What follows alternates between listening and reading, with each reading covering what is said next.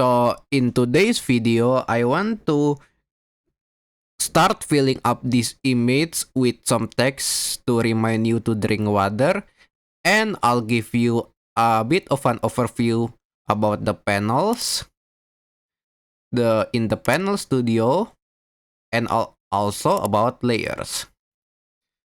So let's start filling this up with something. I will start filling this up with text using the artistic text tool. The icon for that looks like this T here. Then I'll just drag out maybe this big and start typing drink water. So you can probably tell, but currently it's kind of hard to read this text. It blends with the background. So we should probably give it some kind of background, which I will do by giving it a rectangle behind the text.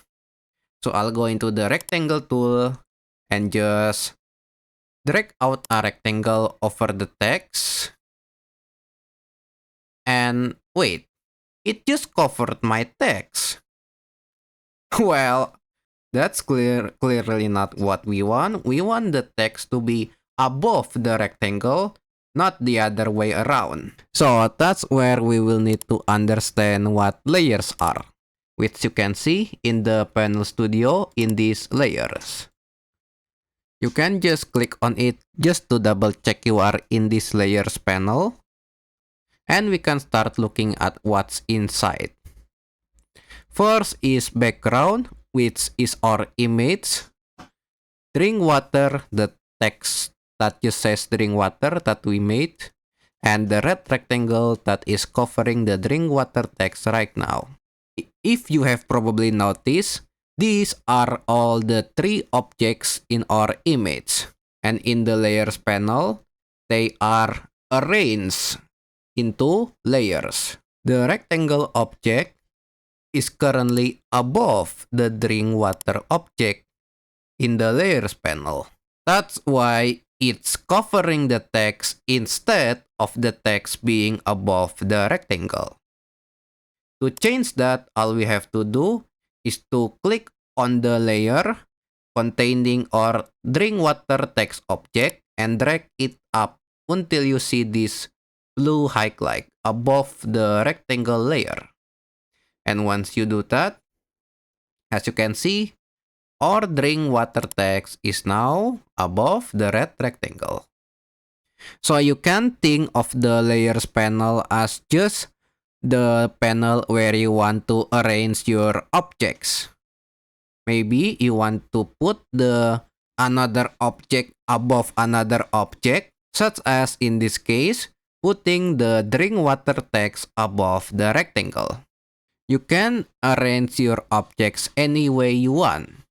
Hell, you can even drag this image to the very top and it would cover everything. Even though that's probably not what you want, well, you can still do it if you have to for some reason. So you might be thinking, well, what's the difference between an object and a layer? The difference is simple. An object is, as I have said in the last video, it's everything in your Affinity project from text, images, etc. Layers are just the container for these objects that you move around to be on top or below other objects, other layers, like in this case, moving the background image above all the other layers, making it cover everything else. So definitely don't confuse them.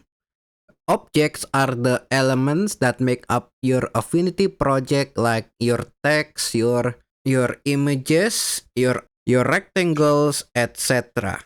Layers are just containers for these objects. Anyways, we probably don't want our image to be at the very top. So We can drag it down like we did before, or we can select the layer just by clicking on it and then pressing Ctrl, Shift, and left bracket key, which moves the layer all the way down. The opposite of that would be Ctrl, Shift, and right bracket key, which moves it all the way up.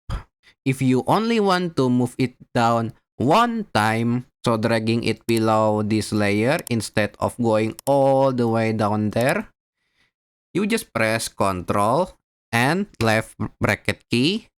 The opposite of that, Ctrl plus right bracket key. It's at the very top again, so let's bring it down using Ctrl Shift plus left bracket. Now let's talk a bit more about panels because I realized we haven't talked about it much in the last video about the user interface.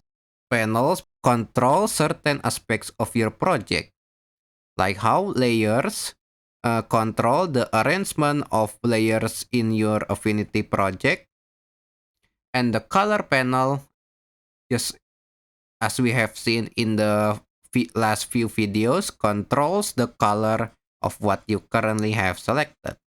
You probably noticed, but besides the layers, there are other text below it: channels, brushes, and stock.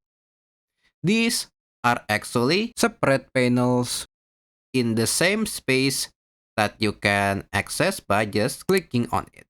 Now we are in the channels panel. Let's click on the brushes panel, and we are in the brushes panel. If we double click on the panel, it will kind of collapse it to make space for other panels like this navigator panel here. We can bring it back, no worry, just by clicking on the panel again. Now, we know from the user interface video that this space where we find all our panels are called the Panel Studio. But you might have noticed that these panels are actually split into 3 groups. One, this one with the histogram and color panels. 2, the one with our layers panel. And 3, with navigator, transform, and history. These are actually called panel groups. Now, you might not like that the layers panel is currently docked in here. Maybe you wish it was maybe like close to the canvas. Well, here's some good news. Panels don't have to be docked like this here.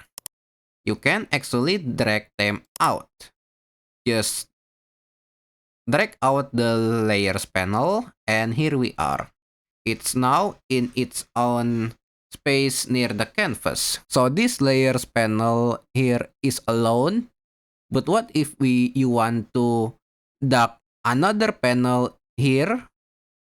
Well, thankfully you can just do that by dragging out the other panel you want to move there, and then put it just like that besides layers. And if you want to close a panel, you can click on where the panel currently is. You will see this down arrow. You want to go ahead and click on close. Don't worry, we can always recover the channel and other panels by going into the window menu where we can see all of our panels. We just have to find it within one of these groups. It's in the pixel one. And then we just have to click on channels. And our channels panel is back. Now, each of these spaces where you will see the panels that they are called panel groups. And just like the panels themselves, you can actually drag out the panel group themselves.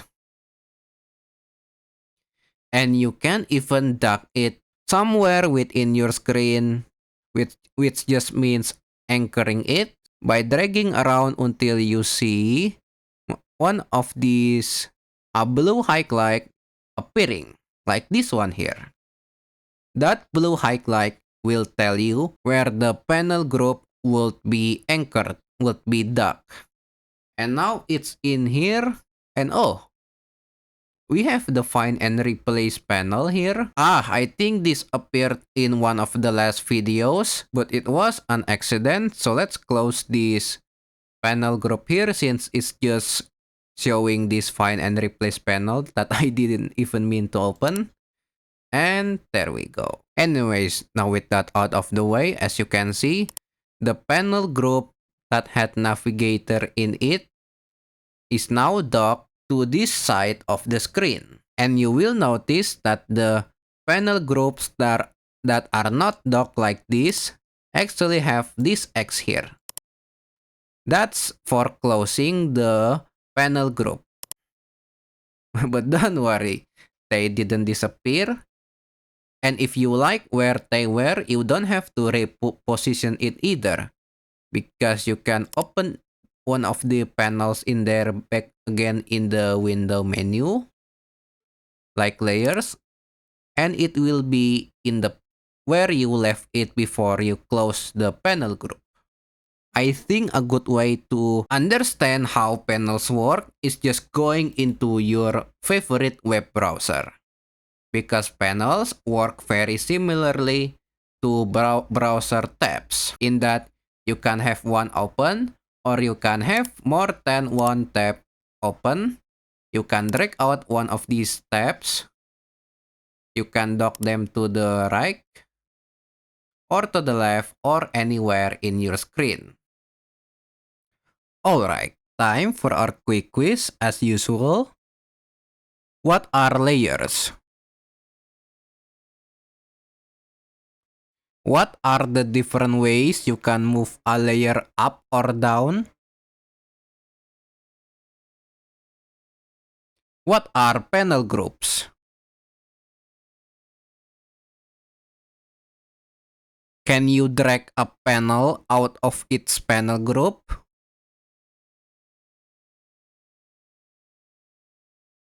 Comment all the right answers and I'll pin you. And I'll see you in the next video.